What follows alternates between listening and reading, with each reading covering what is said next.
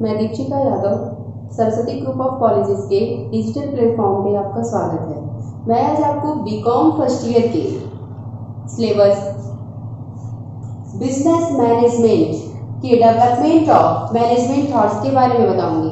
Development of management thought के बारे में हम लोगों ने इससे पिछली क्लास में पढ़ा था कि इसको 4 भागों में डिवाइड किया गया है, जिसमें से हम लोगों ने एंशिएंट थॉट और दूसरा है क्लासिकल थॉट्स। तो क्लासिकल थॉट्स में पहला हमने पढ़ लिया है, साइंटिफिक थॉट पढ़ लिया है। अब हम पढ़ेंगे जो 2 बचा है क्लासिकल थॉट्स में। देखिए इसको थियरी कैसे कह सकते हैं, मैनेजमेंट थॉट्स को हम कह सकते हैं कि मैनेजमेंट थियरी।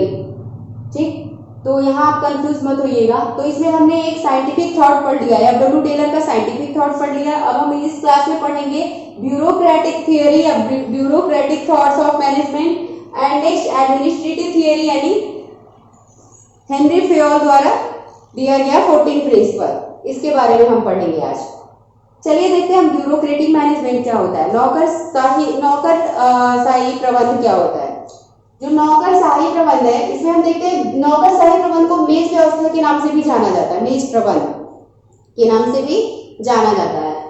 हम यहाँ देखते हैं कि ब्यूरोक्रेटिक जो वर्ड है वो ब्यूरो से मिलकर बना हुआ है। ब्यूरो का मतलब होता है कार्यालय द्वारा प्रबंध। इस नौकरशाही प्रबंध व्यवस्था का प्रतिपादन मैक्स वेबर ने किया था। जो मैक्स वेबर थे वो जर्मनी के रहने वाले थे। इन्होंने एक बुक 1920 में एक बुक लिखा जिसमें the theory of social and economic organisation, जिसमें उन्होंने डिफाइन किया कि ब्यूरोक्रेटिक मैनेजमेंट होता क्या है। 1920 में उनकी एक बुक पब्लिश हुई the theory of social and economical organisation, जिसमें उन्होंने बताया कि ब्यूरोक्रेटिक मैनेजमेंट थॉट्स क्या है। उन्होंने बताया कि उन्होंने ब्यूरोक्रेटिक नौकरशाही प्रणाली का एक परिभाषा दिया कि यह एक ऐसी व्यवस्था है जिसमें विशेषज्ञता, निष्पक्षता और मानवता का अभाव होता है। यह एक ऐसी व्यवस्था है जिसमें विशेषज्ञता, निष्पक्षता और मानवता का अभाव होता है। इन्होंने कुछ प्रिंसिपल दिए ब्यूरोक्रेटिक मैनेजमेंट के, जिसे हम देखते हैं। पहला है आपका अथॉरिटी हायरार्ची। अथॉरिटी हायरार्ची यानी अधिकार, हायरार्ची का मतलब होता है सीक्वेंस और इसका मतलब होता है अधिकार, अथॉरिटी अधिकार।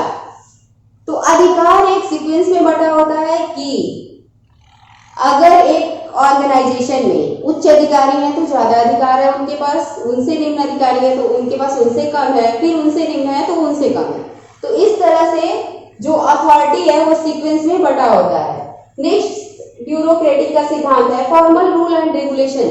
जो रूल रेगुलेशन इसमें है, जो रूल रेगुलेशन है वो क्या है, फॉर्मल, औपचारिक होते हैं। मतलब उन्हें पूरा करना ही करना है, उनको नियमों के तहत ही फॉलो करना है, उनको पूरा करना है। नेक्स्ट उन्होंने बताया डिवीजन ऑफ लेबर। उन्होंने बताया कि मैक्स वेबर ने बताया कि डिवीजन ऑफ लेबर कैसे होता है। Different people work on different part of task. जो डिफरेंट पीपल है, अलग अलग तरह के लोग किस पे, different people work on different part of task. Next हम देखते हैं कैरियर ओरिएंटेशन।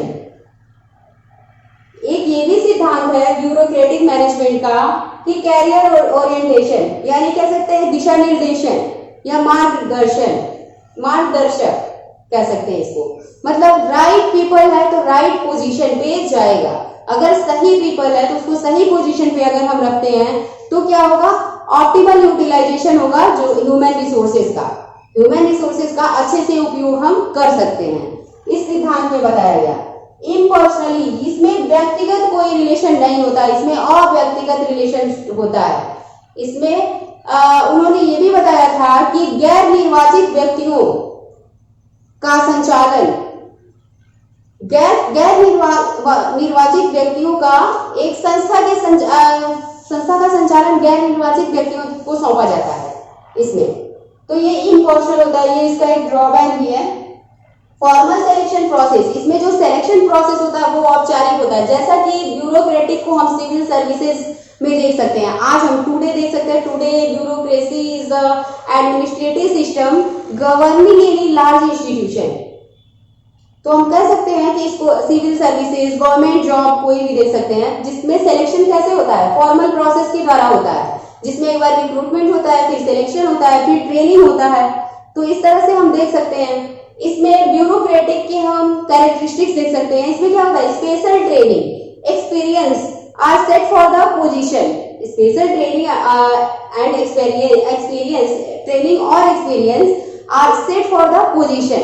ये किसके लिए किया जाता है, पोजीशन के लिए, पद के लिए किया जाता है। अपॉइंटमेंट एंड प्रमोशन, अपॉइंटमेंट और प्रमोशन किस पे बेस्ड होता है, पर्सनल क्वालिफिकेशन, पर्सन्स क्वालिफिकेशन के आधार पर।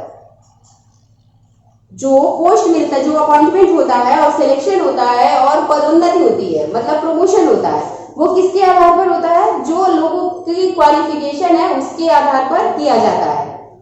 इसमें हायरार्चिकल कमांड स्ट्रक्चर होता है, हायरार्चिकल कमांड स्ट्रक्चर होता है, देख सकते हैं। तो ये है इनके कैरेक्टर, ब्यूरोक्रेटिक मैनेजमेंट में क्या होता है, कैरेक्टरिस्टिक्स है। पहला कैरेक्टरिस्टिक्स है, इसमें special training experience are set for, special training and experience set for the position. Next है इसका appointment and positions based on person's qualification, appointment and position based on person's qualification. इसमें ये दूसरा characteristic है। तीसरा हम कह सकते हैं हायरार्चिकल कमांड स्ट्रक्चर होता है, हायरार्चिकल कमांड स्ट्रक्चर। तो इस तरह से ये है इसके कैरेक्टरिस्टिक। ये तो है आपके पॉजिटिव, मतलब लाभ है, इसके बता से इसके मेरिट्स हैं, लेकिन इसके कुछ डीमेरिट हैं, इसके कुछ दोष हैं। दोष क्या है, नौकरशाही प्रणाली में दोष क्या है, यह बंद प्रणाली है। बंद प्रणाली यानी मशीन की तरह लोग काम करते हैं। इसमें जो काम आपको दे दिया गया उसको करना ही करना है। इसमें निरंकुशता पाई जाती है। जो नौकरशाही प्रणाली है, अगर हम देखें पहले भी अगर नौकरशाही, राजा के राज में नौकरशाही चलता था, जब राजतंत्र होता था तो नौकरशाही प्रणाली थी। लेकिन जो मैक्स वेबर हैं वो एकमात्र ऐसे व्यक्ति हैं जिन्होंने लोकतंत्र में नौकरशाही को आदर्श माना, आदर्श प्रतिरूप माना। मैक्स वेबर एकमात्र ऐसे व्यक्ति हैं जिन्होंने नौकरशाही प्रणाली को आज लोकतंत्र में एक आदर्श प्रतिरूप माना। लेकिन इसमें क्या है, फ्लेक्सिबिलिटी का अभाव है, लैक ऑफ फ्लेक्सिबिलिटी, फ्लेक्सिबिलिटी की कमी है। इसमें औपचारिकता पर ज्यादा बल दिया गया है, कि औपचारिकता पर ज्यादा बल दिया गया है, मतलब फॉर्मेलिटी पे ज्यादा बल दिया गया है इसमें। नेक्स्ट इसमें क्या होता है, शक्तियों का लोग दुरुपयोग करते हैं कि हमको ये जॉब मिल गई है तो हम उसको काम मतलब लापरवाही से, उसमें काम लापरवाही से करते हैं। आज देख लीजिए सिविल सर्विसेज में, गवर्नमेंट जॉब में भी लोग ऐसा करते हैं। तो इसलिए हम इसको एग्जाम्पल के तौर पे गवर्नमेंट जॉब कह सकते हैं, सिविल सर्विसेज में कह सकते हैं, मिनिस्ट्री में, ठीक है। तो इस तरह से ये है हमारा ब्यूरोक्रेटिक मैनेजमेंट। इसके बहुत सारे दोष थे, बहुत सारी आलोचनाएं हुई। अब हम नेक्स्ट देखेंगे एडमिनिस्ट्रेटिव थियरी ऑफ मैनेजमेंट। जो एडमिनिस्ट्रेटिव थियरी ऑफ मैनेजमेंट है वो हेनरी फेयोल के द्वारा दिया गया था, जो जिनको फादर ऑफ मॉडर्न मैनेजमेंट या father of modern operational management के नाम से भी जानते हैं। इनको क्या कहा जाता है, आधुनिक प्रबंध का पिता। किसको, हेनरी फेयोल को। हेनरी फेयोल ने 1916 में एक पुस्तक लिखी, industrial and general administration, industrial and general administration. उसमें उन्होंने 14 सिद्धांत दिया, 14 प्रिंसिपल ऑफ मैनेजमेंट। थोड़ा सा हम देखते हैं कि इनको फादर ऑफ मॉडर्न मैनेजमेंट क्यों कहते हैं, इनको फादर ऑफ मॉडर्न मैनेजमेंट क्यों कहते हैं। या आपसे क्वेश्चन आता है एग्जाम में कि हेनरी फेयोल को प्रबंध का पिता कहते हैं, इनके योगदान बताइए, इनके प्रबंध में इनके योगदान बताइए। बहुत सारे योगदान है प्रबंध में हेनरी फेयोल की। हेनरी फेयोल ने पहला योगदान है इनका कि हेनरी फेयोल जो है उन्होंने जो प्रबंध को प्रशासन का नाम दिया और उन्होंने प्रबंध के जो कार्य हैं उनको बताया कि प्रबंध के 5 कार्य हैं, जिसमें planning, organising, command, cooperation and control. उन्होंने 5 प्रबंध के प्रशासनिक कार्य, प्रशासनिक कार्य बताए। उन्होंने प्रबंध को प्रशासन का नाम दिया। इस तरह से उन्होंने 14 प्रिंसिपल दिया। जो 14 प्रिंसिपल है इनका वो यूनिवर्सल फॉलो होता है, यूनिवर्सली फॉलो होता है, हर जगह फॉलो होता है। इनके फॉलो होते हैं इनके 14 इनके सिद्धांत। देखते हैं इनके 14 सिद्धांत के बारे में। देखिए, पहला सिद्धांत है इनका डिवीजन ऑफ वर्क, यानी कार्य का विभाजन। इसमें कार्य का उन्होंने बताया कि अपने 14 प्रिंसिपल में पहला प्रिंसिपल उन्होंने दिया डिवीजन ऑफ वर्क, कार्य का विभाजन, यानी put the right person for right job. मतलब कि सही जॉब के लिए, सही पद के लिए सही व्यक्ति का चुनाव होना आवश्यक है, तभी हम उसका ऑप्टिमल यूटिलाइजेशन कर सकते हैं, उसका अच्छे से उपयोग कर सकते हैं। नेक्स्ट है आपका दूसरा अथॉरिटी एंड रिस्पॉन्सिबिलिटी। जो अधिकार है और उत्तरदायित्व है वो क्लियरली डिफाइन होने चाहिए कि किसके पास कितना अधिकार है, किसके पास कितना उत्तरदायित्व है। उन्होंने ये भी बताया कि मैनेजमेंट और वर्कर के जो रिस्पॉन्सिबिलिटीज हैं वो इक्वल होने चाहिए। अगर ज्यादा रिस्पॉन्सिबिलिटी, बहुत ज्यादा रिस्पॉन्सिबिलिटी अगर हम वर्कर को दे रहे हैं तो उनके लिए प्रॉब्लम हो जाएगी और वो काम असंतुष्टि की भावना से वो असंतुष्ट होंगे और जिससे काम सही ढंग से नहीं करेंगे। नेक्स्ट हम देखेंगे, तीसरा है डिसिप्लिन। डिसिप्लिन किसी भी ऑर्गेनाइजेशन के डेवलपमेंट के लिए डिसिप्लिन बहुत जरूरी है। तो डिसिप्लिन के लिए उन्होंने बताया कि डिसिप्लिन के लिए जो उचित दंड की व्यवस्था होनी चाहिए, उचित उनके लिए रूल और रेगुलेशन बनाए जाने चाहिए कि जिससे वो फॉलो करें। अगर वो फॉलो नहीं करते हैं, अगर कोई कार्य मनमानी ढंग से करते हैं तो उसके लिए पनिशमेंट की, उचित सजा की व्यवस्था होनी चाहिए। नेक्स्ट उन्होंने बताया यूनिटी ऑफ कमांड, आदेश की एकता। उन्होंने ये भी बताया कि आदेश की एकता होनी चाहिए। जो एक संस्था है तो उसमें आदेश देने का अधिकार किसी एक ही व्यक्ति को होना चाहिए। आदेश देने का अधिकार एक ही व्यक्ति को होना चाहिए। अगर ऐसा नहीं होता है तो एम्प्लॉय ठीक ढंग से काम नहीं करेंगे। और फॉर एग्जाम्पल, अगर उनको पता है कि जो इस ऑर्गेनाइजेशन में मेरा बॉस एक ही है, तो उनको ये भी डर रहेगा कि वो मुझे काम सौंपा है तो अगर मैं नहीं करूंगा तो वो दंड दे सकता है। लेकिन अगर वहां 2 बॉस हैं तो ऐसा पॉसिबल नहीं है, वो इस काम को मनमानी ढंग से कर सकता है। नेक्स्ट हम देखें यूनिटी ऑफ डायरेक्शन। जो यूनिटी ऑफ डायरेक्शन मतलब निर्देश की एकता। निर्देश की एकता, इसको हम समझ सकते हैं कि जो निर्देश की एकता होती है, यानी जो हमारे जो उस ऑर्गेनाइजेशन में सबऑर्डिनेट है, मान लीजिए सेंट्रलाइजेशन या डिसेंट्रलाइजेशन है, तो डिसेंट्रलाइजेशन में जो उसके सबऑर्डिनेट है, वो सबऑर्डिनेट में एक लीडर ऐसा होना चाहिए जो क्या करे, निर्देश ले और उनको डिस्ट्रीब्यूट करे एम्प्लॉय में। तो निर्देशन की भी एकता होनी चाहिए। कोई ग्रुप है, उसका एक समूह, उस समूह का एक लीडर होना चाहिए और वो क्या करे, डायरेक्शन दे लोगों को काम करने के लिए। नेक्स्ट है subordination of individual interest. Subordination यानी जो इसमें सामूहिक हितों को व्यक्तिगत हितों को छोड़कर सामूहिक हितों के बारे में सोचना चाहिए। इसमें व्यक्तिगत हित मायने नहीं रखता, किसी भी ऑर्गेनाइजेशन में व्यक्तिगत हित मायने नहीं रखता, इंडिविजुअल इंटरेस्ट मायने नहीं रखता। किसी एक के हित के लिए सबके हित को हम बगल में नहीं रख सकते, उनको अवॉइड, सबके हित को अवॉइड नहीं कर सकते।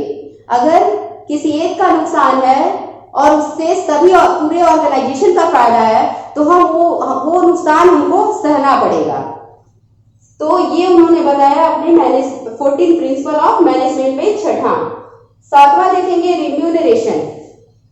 जो कर्मचारियों का पारिश्रमिक है, रिम्यूनरेशन इन द सेंस पारिश्रमिक, तो जो कर्मचारियों का पारिश्रमिक है वो पारिश्रमिक उनको समय पे मिलना चाहिए और उनके पद के अनुसार, उनकी योग्यता के अनुसार उनको पारिश्रमिक मिलना चाहिए, वरना वो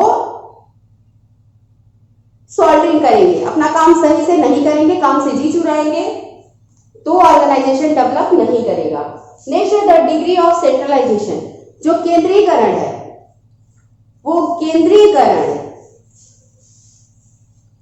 किसी भी ऑर्गेनाइजेशन छोटा है तो केंद्रीकरण होना चाहिए, ऑर्गेनाइजेशन बड़ा है तो विकेंद्रीकरण होगा, लेकिन उस विकेंद्रीकरण में भी कहीं ना कहीं केंद्रीकरण होता है, जिसमें बॉस एक होता है, सारे एम्प्लॉय उससे अपनी प्रॉब्लम, अपनी शिकायत कर सकते हैं। इस तरह से नवा दिया उन्होंने scholar chain. Scholar chain in the sense कि संबंध, जो प्रशासनिक संबंध है, जो वहां प्रबंधकों में संबंध है, एम्प्लॉय में जो संबंध है, वो ऐसे होना चाहिए जैसे ये, एक सेकेंड, यहाँ आपको दिख नहीं रहा होगा, मैं यहाँ बता देती हूँ आपको। एक ये चैन है, स्कॉलर चैन, या ये ए है, संस्था में काम करने वाले सारे व्यक्ति हैं, ये बी है, ये सी है, ये डी है, ये ई है, एफ, जी, एच, कितने भी हो सकते हैं, यहाँ बहुत सारे एम्प्लॉय संस्था में काम करते हैं। लेकिन अगर डी को, ये एक सीक्वेंस है, लेकिन अगर डी को एच के पास कोई सूचना पहुंचानी है तो वो डायरेक्ट एच से नहीं कहेगा। ये स्कॉलर चैन यही बताता है कि डी सी से कहेगा, सी बी से कहेगा, बी ए से कहेगा, और ए से होते हुए ई, एफ, जी और एच तक आएगा ये सूचना। वरना फॉर एग्जाम्पल एक एजुकेशनल ऑर्गेनाइजेशन का एग्जाम्पल लीजिए कि अगर चपरासी डायरेक्ट बॉस से बात करे तो वो कहीं ना कहीं सही नहीं है। नेक्स्ट हम देखते हैं ऑर्डर, आदेश। जो आदेश है, ऑर्डर यानी व्यवस्था, यहाँ ऑर्डर का मतलब है व्यवस्था। व्यवस्था इन द सेंस कि जो वहां की व्यवस्था है वो व्यवस्था सही होनी चाहिए, कौन सा मशीनरी, कौन से एम्प्लॉय कहाँ रहने चाहिए, उचित जगह पे उचित सामग्री, उचित रिसोर्सेस को स्थापित करना चाहिए, तभी आप मैनेजमेंट ठीक ढंग से कर सकते हैं। उन्होंने ने बताया था कि कारखाना प्रणाली में यदि श्रमिक के कार्य क्षमता का महत्व है तो प्रबंधक की कुशलता का भी महत्व है। प्रबंधक को यह ध्यान देना होगा कि हमारे संस्था की व्यवस्था कैसी है। नेक्स्ट है इक्विटी, समता होनी चाहिए, न्याय होना चाहिए, सभी के साथ इक्वल बिहेवियर होना चाहिए। नेक्स्ट है stability of tenure of personal. जो कर्मचारी हैं उन कर्मचारियों के पद जो है, कर्मचारियों की जो पोस्ट है उसमें स्थिरता होनी चाहिए, स्टेबिलिटी। जब तक एक कर्मचारी को ज्यादा दिन तक एक काम के लिए नहीं रखा जाएगा तब तक वो, अगर उसको ये पता है कि आज मेरा ये काम है, कल मेरा दूसरा काम हमको मिल जाएगा, तो वो काम सही से नहीं करेगा। उसे कहीं ना कहीं यकीन दिलाना होगा कि यही पोस्ट लंबे समय तक इसके लिए रहेगा, तभी वो अपने काम को सीखेगा भी और अच्छे से ढंग से करेगा। नेक्स्ट है इनिशिएटिव। हमेशा मैनेजमेंट को प्रेरणा देना होगा अपने एम्प्लॉइयों को, समय समय पर मॉनेटरी फॉर्म में, नॉन मॉनेटरी फॉर्म में प्रेरणा देते रहना होगा। नेक्स्ट है स्पिरिट दी कॉज। किसी भी ऑर्गेनाइजेशन के डेवलपमेंट के लिए सहयोग की भावना का होना बहुत जरूरी है। तो सहयोग की भावना कैसे विकसित होगी? सहयोग की भावना, जब मैनेजमेंट और एम्प्लॉय के बीच अच्छा रिलेशन रहेगा तो सहयोग की भावना उनमें अपने आप डेवलप होगी और जिससे ऑर्गेनाइजेशन भी डेवलप करेगा। तो ये रहा 14 प्रिंसिपल ऑफ मैनेजमेंट। इनकी भी बहुत सारी आलोचनाएं हुई, जैसे इसमें एक ही काम को बार बार दोहराया गया, एक ही बात को बार बार दोहराया गया। इसमें कुछ वर्ड है जिनमें हेनरी फ्योल को कंफ्यूजन है। हेनरी फ्योल ने इसमें मैनेजमेंट को प्रशासन का नाम दिया। इस तरह से बहुत सारी आलोचनाएं भी की गई। अब नेक्स्ट हम पढ़ेंगे न्यू क्लासिकल अप्रोच या new classical theory of management next class में। तब तक के लिए थैंक यू।